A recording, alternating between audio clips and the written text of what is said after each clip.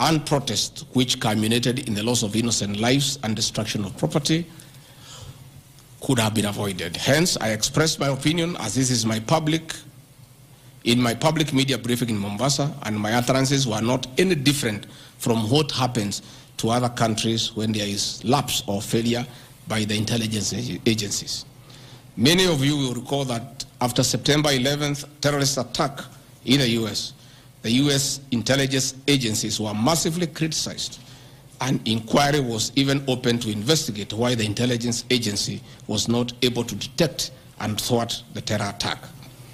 Under the Constitution of Kenya, the government agencies are supposed to be accountable to the Kenyan people, including the National Intelligence Service, and calling them out when there is a dereliction of duty does not amount to undermining them. In any case, the Director General of NIS is not above the law. He is a public officer. Just like the President, the Deputy President, Cabinet Ministers, he too is subject to criticism like any other public officer. In fact, I'll have videos. President William Ruto, as Deputy President, at one time criticized the then Director General of the National Intelligence Service. In another video, he heavily criticized the then Inspector General of Police for the performance. I have learned from my boss how this job is done. It's clear. It's done. I mean, nobody, the President is criticized daily. The Deputy President is criticized daily. And we take no offense.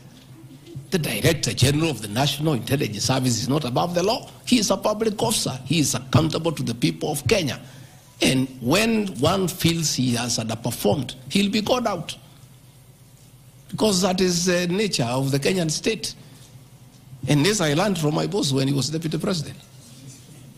Again, there was the issue that the President and I committed ourselves publicly that never again in our administration shall ever we allow abductions and extrajudicial killings.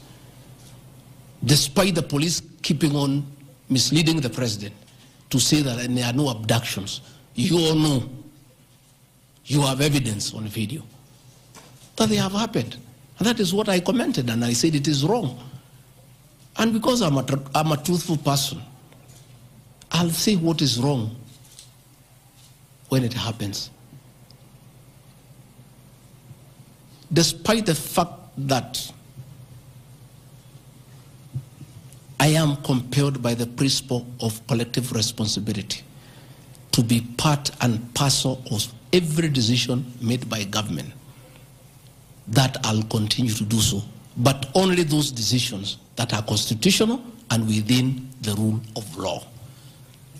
Abductions and judicial killings are unconstitutional. I will never support them.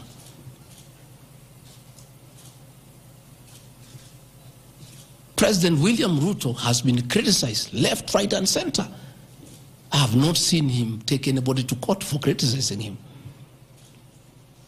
Why is Rigathi Gachagua being impeached for calling out the Director General of the National Intelligence Service? The Deputy President is criticized daily. The judiciary is criticized daily.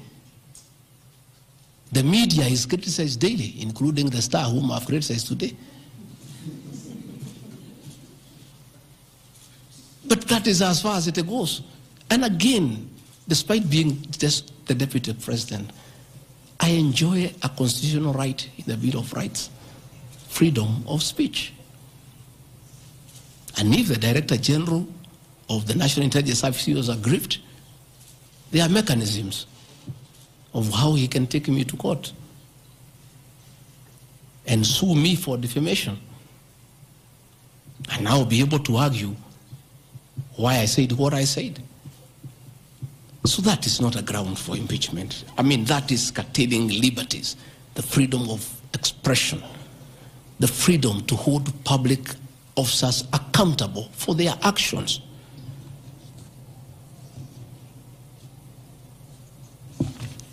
And I want to say finally,